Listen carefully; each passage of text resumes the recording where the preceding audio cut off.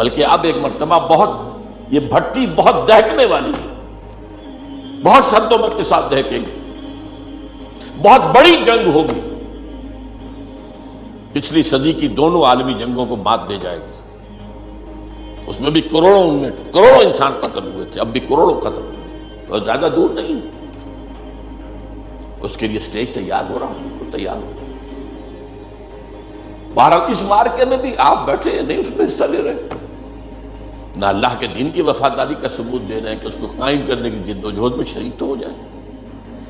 نہ رسول کی نصرت کہ دین کو قائم کرنا، اور ہونا ہے وہ ہو کر رہے گا جیسے اس وقت ہو کر رہا۔ اب جس نے اس میں اپنا حصہ لے لیا وہ سرخرو ہو گیا، جو محروم رہ گیا۔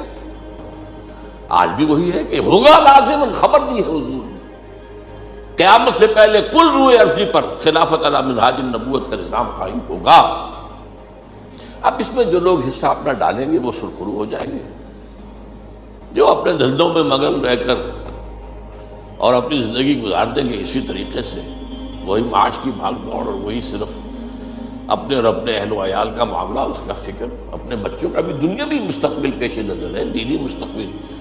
یا اخروی مستقبل تو کسی کے پیش نظر ہے ہی نہیں، وہ محروم رہ جائیں گے۔ لیکن ہونا ہے یہ، جس کی خبر علامہ اقبال دے گئے ہیں 60 سال پہلے،